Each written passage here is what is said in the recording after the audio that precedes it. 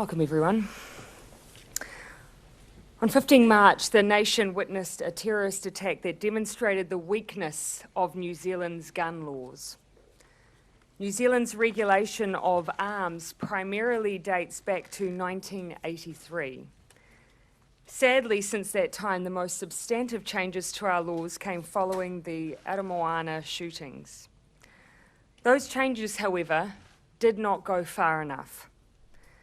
Successive attempts have been made and failed to change our laws since then.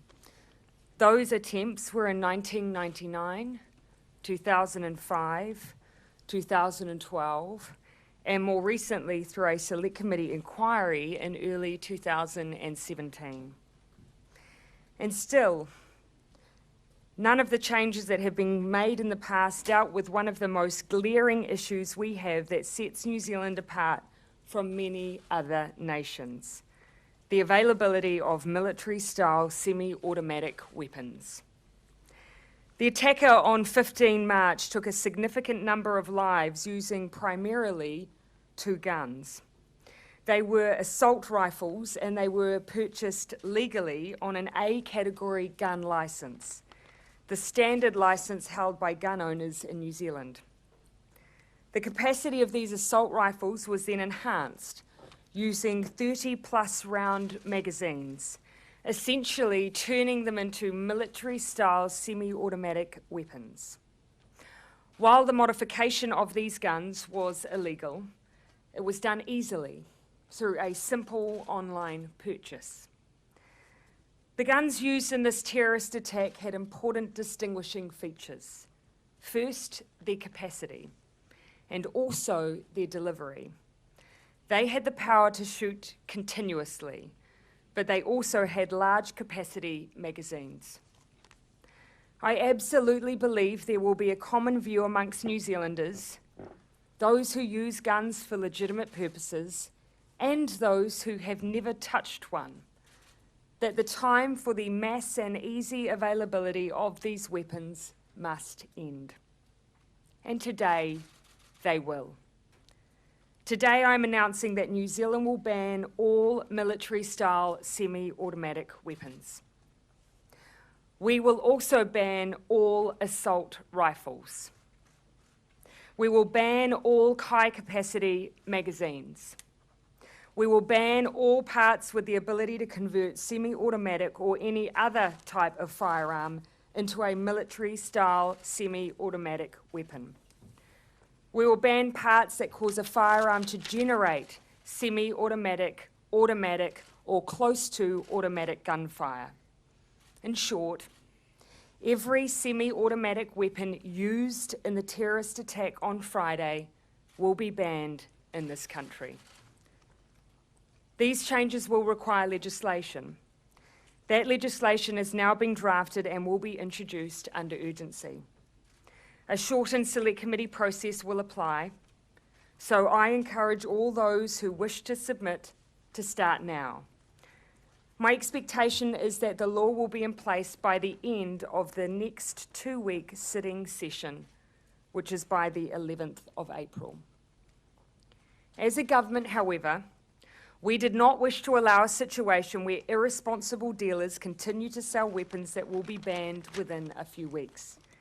That is why we have taken an interim measure.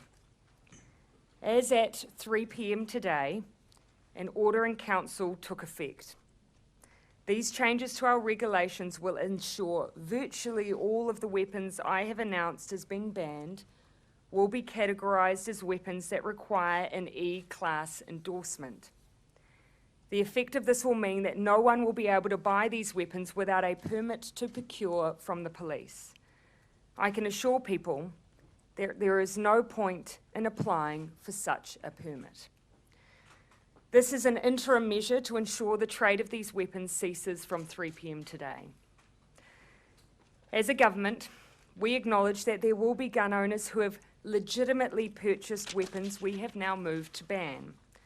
Some, for instance, will use them for large-scale culling, such as dock. We will, as a Cabinet, work through legalised exemptions for these purposes, but they will be tightly regulated. For others, these guns will now come out of circulation.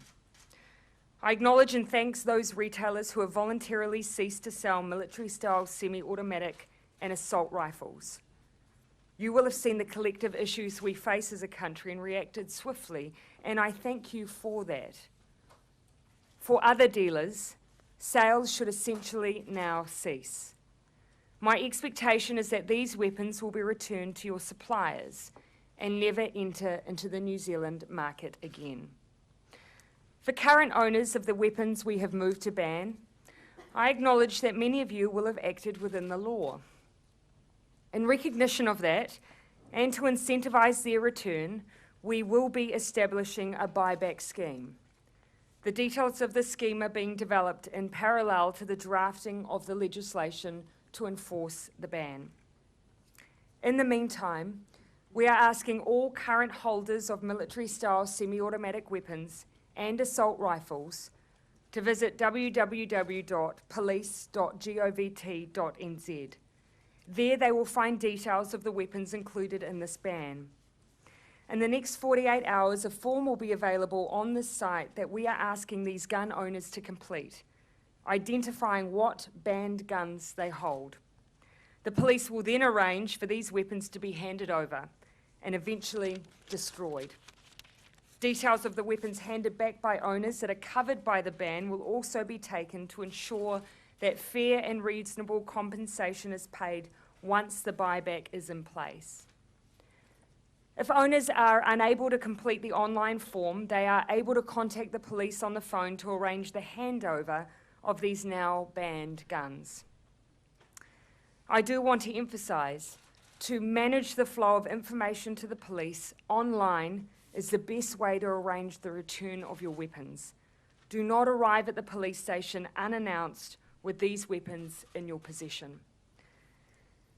As the legislation is developed, we will determine the time available for the return of military-style semi-automatic weapons and assault rifles, and the duration of the buyback scheme. I can assure people that there will be time for the returns to be made, and that they will not be criminalised overnight. After a reasonable period for returns, those who continue to possess these guns will be in contravention of the law. Currently, the penalties for this range from fines of up to $4,000 and/or 3 years in prison. The draft legislation will look to increase these penalties. I want to acknowledge that the weapons available in New Zealand are only part of the problem, and loopholes with our current law continue to exist. On Monday, Cabinet will receive and consider further amendment to our gun laws. These proposals will, however, go through a more fulsome process. But be assured, this is just the beginning of the work we need to do. Finally, I want to repeat a message I have consistently shared since announcing our laws would change. We do have guns in New Zealand that are used for legitimate purposes by responsible owners every single day, and that includes our rural community. They manage pests, they're used for animal welfare, and also for recreation. I've been steadfast in my belief that the vast majority of these owners will support what we are doing here today, because it's about all of us. It's in the national interest, and it's about safety.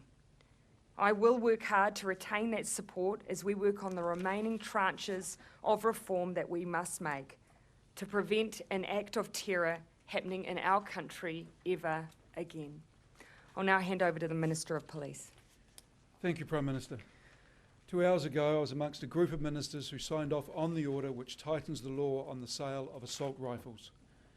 It is an interim step until legislation can be introduced and passed to ban all military-style semi-automatics. These measures will make a real difference to enable New Zealand to become a safer place. As the Prime Minister has already said, the time to act is now. The order, which is now in effect, will discourage the potential stockpiling of these assault rifles and encourage people to continue to surrender their firearms. Dozens of firearm owners have come forward so far, and I expect more will do so. Police are gearing up to enable these weapons to be taken out of circulation.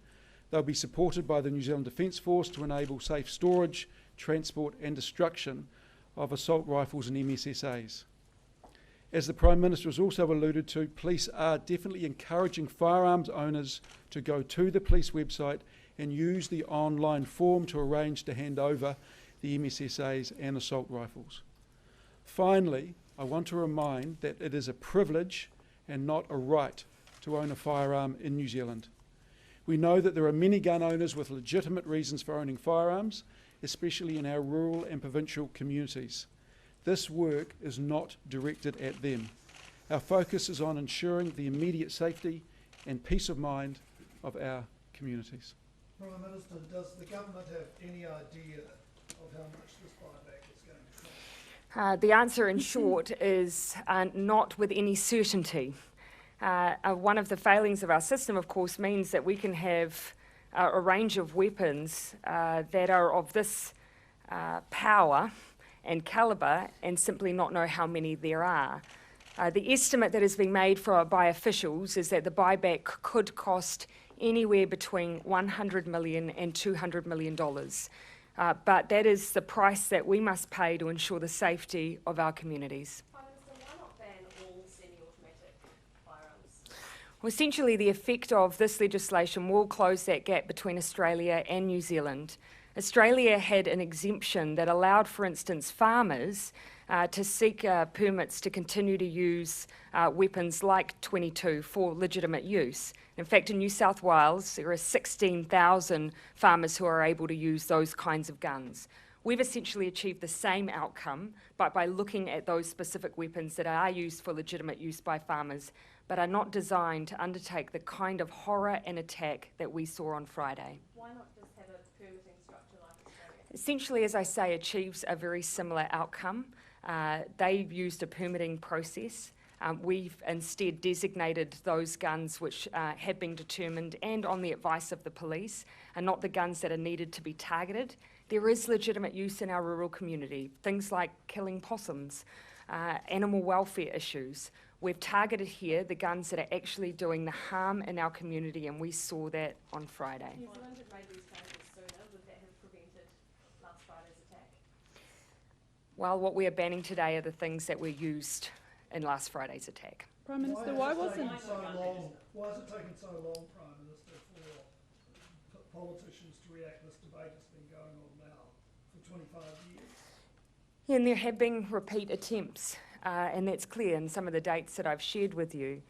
But though I think what's important now is that New Zealand public is galvanised, and I would hope that politicians are galvanised behind these changes. Prime Minister, why was a gun register not part of the changes today? Yeah, as I've said, what we've done here are taken out the guns out of circulation that are most critical to be addressed urgently.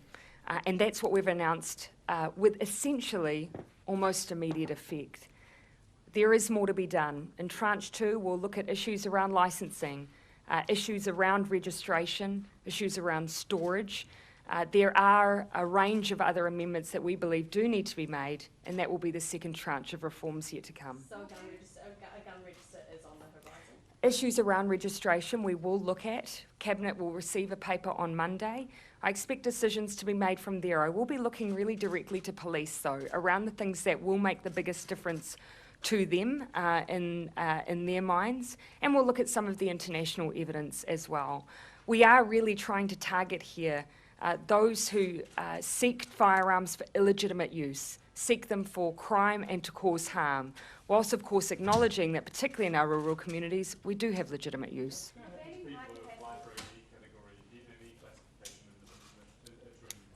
Sorry, what was that?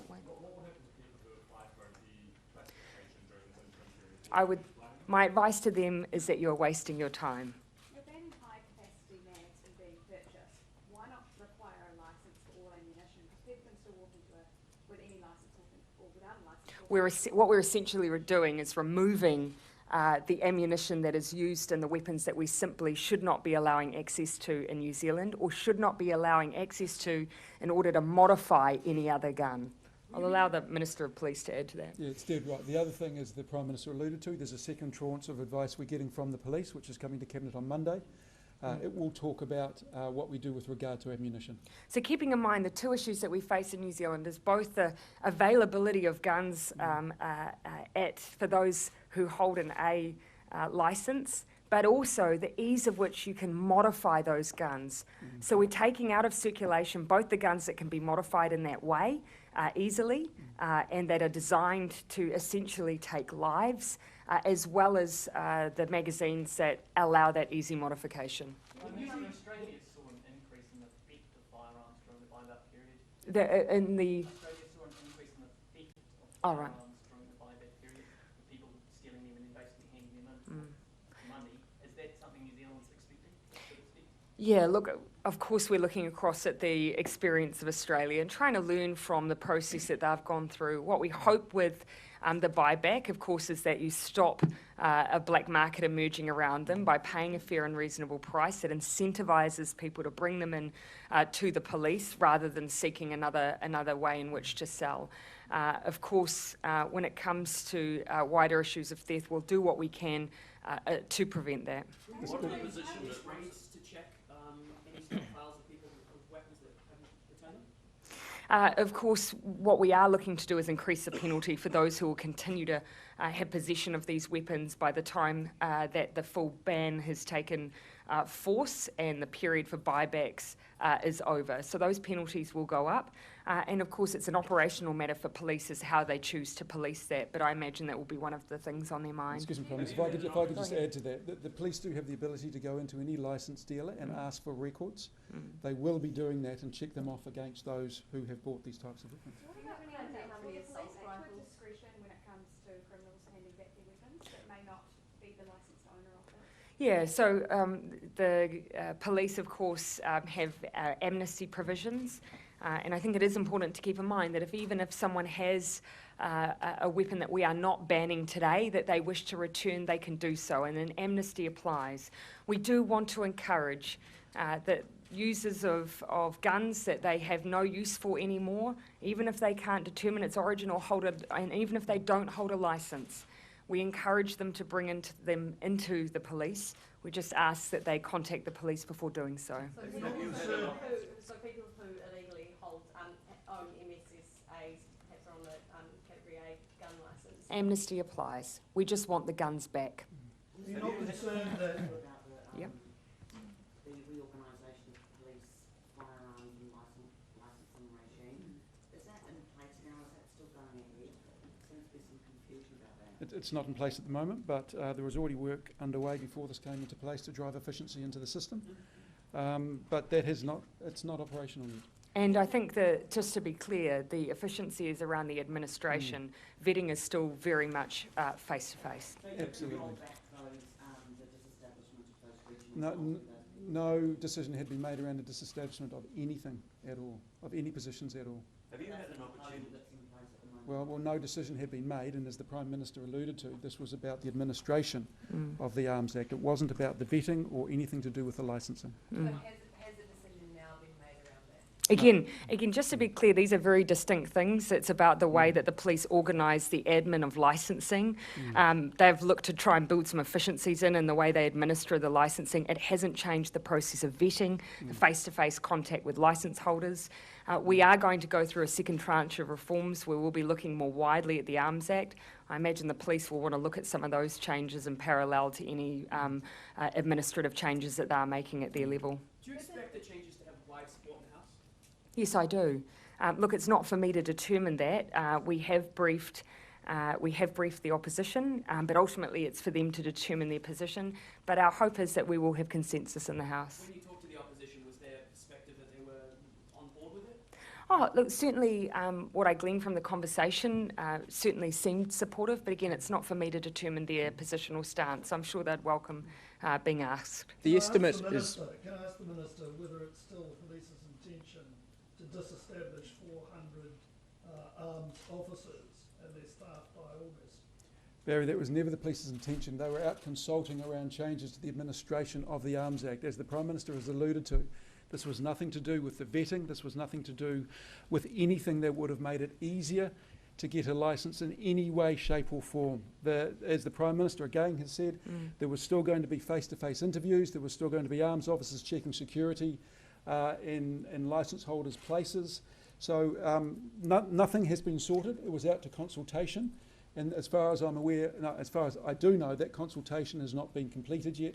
But this was about, again the Prime Minister has said, driving efficiency in the administration of the Act. Very essentially what we were being advised is that not everyone was necessarily engaged full-time in the processing and administration, so the police were just looking to build more efficiency in the system. Very much a matter for them though, obviously. Prime Minister, some of our reporters are just texting me saying they're still able to buy extended magazines online through Gun City. Should that have stopped by now? Oh, look, of course, those are things that we are banning. But what we're able to do with the Order in Council is cover off those weapons that people are able to procure in which to add on some of these supplementary accessories. So that's the focus of the Order in Council. We are, as I understand, police are now in direct contact with dealers, advising them of these changes. Well, we're obviously trying to move as quickly as we can. That's why an Order in Council moved in 3 that did focus on the weapons themselves. The ban will be part of the legislative process for all of the accessories. Could Gun City be fine with that? I'd need to check exactly with police. Again, we've focused on the weapons with the Order in Council because that's what we're able to do. Accessories we're having to ban through legislation. The estimate is that the buyback could cost $100 to $200 million. Is there any idea how many guns that represents? Of course, varying prices across a range of these weapons. So I haven't got a precise number. I'm sure that the officials have had to use some estimates. But again, we're very much in the dark as to how many of these are in circulation. Have you had any sort of briefing on the licensing application of the alleged gunman? Have we had any, sorry? Any briefing about his licensing application? That I'm not really in a position to share that kind of information at this point. It very much is for the police, and I imagine they consider that part of the investigation. So I'll leave questions like that for them. Would it be concerning if police did not visit his home before granting him that application? I understand that he had a legal licence, but again, any more detailed questions I wouldn't want to expand on. Those are matters for the police. Can I just say one thing with regard to a question over here? You saying that reporters can buy these extended magazines. As the Prime Minister has alluded to, these are going to be illegal in 3 weeks' time. So don't waste your money. Just to clarify, what is happening to that declassification in this interim period? Are police going to still approve people who apply for that? If I applied one tomorrow, would that be okay? So, of course, you need to make an application that would then sit with the police, and I can assure you that that would be a fairly pointless exercise. So it's more of the fact that it would take people too long to get it, and by the time they got it, it would be too late, rather than any substantial change. Yeah, again, obviously it's an application process, and we will be banning these in law in 3 weeks' time. So there is essentially no point in applying. You can imagine that the police might have other priorities in that 3-week period than processing such applications. Would you be directing the police to say maybe hold off on granting anything? Again, I think I can say with absolute assurity, it is absolutely pointless for anyone to apply. Prime Minister, you talk about the 7 tranches. Is Yeah. there any chance that those reforms will look to extend to air rifles that you don't require a licence for, such as like guns? Look, people may well, in their submissions, raise any issue that they choose over the period of gun reform. As I've said, though, our focus really is around issues of licensing, registration, a number of issues that were brought up in, for instance, the 2017 inquiry. I don't believe that was one of them, but people will be free to share their views. Just on the buyback scheme, obviously Australia and places like Brazil have had this in place before. Will you be seeking international advice Yes. from others that have done this to help you guys through? We already have. What was their advice? Well, obviously we've incorporated some of the thinking into the way that we're arranging some of what we're doing, keeping in mind slightly different set of circumstances in the 1990s. We've got a number of more electronic means of operating than they would have then. But we are taking some advice, particularly around things like when you have a buyback running alongside an amnesty, how you give really clear direction across the country over what's in and what's out. In Australia, the buyback was financed by Medicare. Yes. Is there any thought to It was. We haven't had specific conversations over precisely where the funding for the buyback will come from. Obviously, that's something the Minister of Finance is working with Treasury on. We will have more detail at the time that we have the draft legislation available. It's likely we'll be able to share that thinking. The compensation for guns surrender and their weapons date back to March 15, so people between then and 3 p.m. today, will they still be compensated? So who bought their guns, but it's a set who bought their guns between 15th and the 3 p.m. today, you mean? And people who are voluntarily surrendered their guns. Already? It will be from essentially today. Those who have voluntarily surrendered their guns have done so under the amnesty, not the buyback. Will there be Prime any Minister, a senior police officer has suggested to me that a ban like this can, and it has in the past, seen a whole lot of guns disappearing from the radar, going underground, so to speak, on the black market. These guns already aren't on the radar, Barry. So you're not concerned that people who do possess these guns will simply, the guns will drop? Of course, we of course need to be mindful of guns that are not legal in New Zealand. We're of course already mindful of that. The issue we have is at the moment these guns, which have the power to kill en masse, are able to be legally purchased or very easily modified in order to be used, as we saw on Friday. Our focus is removing that ability, and I can tell you the police are hugely supportive of those efforts. Are you confident that police followed good procedure when granting the alleged gunman his licence? Again, that is not something I am going to go into while there is a live investigation underway. That is not to say that the process wasn't followed. It's simply that I'm not in a position to talk about the detail of an investigation. Is there any concern that given the legislation is going through Parliament so quickly, that some people won't be able to give their say on it or have their submission, or the public won't be adequately consulted? I think we as a government feel absolutely confident that the vast majority of New Zealanders will support this change. I feel incredibly confident of that.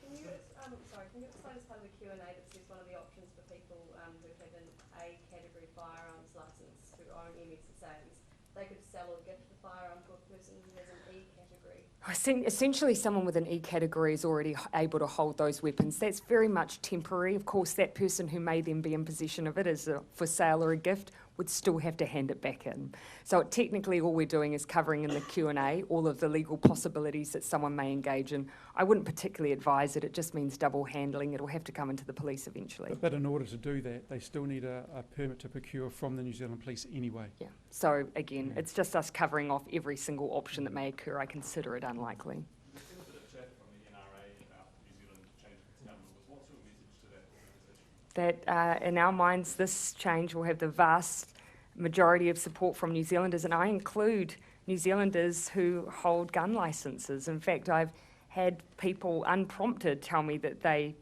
own guns, they use them for legitimate purposes, members of our rural communities, and they support what we're doing. Just going back on the permit, that's a permit that can be gotten online, something that you ushered in, Prime Minister. Do you regret I just that? want to address that, if I may. I've seen reports that we have somehow changed substantively the process for applying for gun licences in New Zealand. I consider it an insult and offensive to suggest that we at any point have diluted our gun laws. The changes that were made came at the request of the New Zealand Police, and there is, of course, not for a moment anyone in the police who would seek to dilute our gun laws. They requested simply the ability to add an online process for the processing of applications and the administration of the law. It did not change the substantive process of vetting and face-to-face interviews. Any other questions? Do you know how many assault rifles are in New Zealand? No, I don't believe that we do. It's part of the problem. When the Prime Minister has given a figure for the buyback, the reason why there's such a wide gap and the reason we've got a problem is we just have no idea. You've got an indicative set of numbers in your Q&A around MSSAs, though. But not around assault rifles?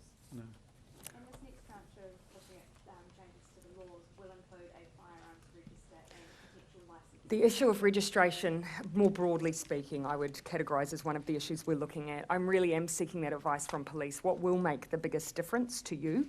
And giving them ample opportunity to give us advice on issues of registration. Absolutely acknowledging that is something that is raised time and time again as being absent from New Zealand, but I do want to just take advice from the experts who are dealing with these issues every single day. All right, thank you everyone.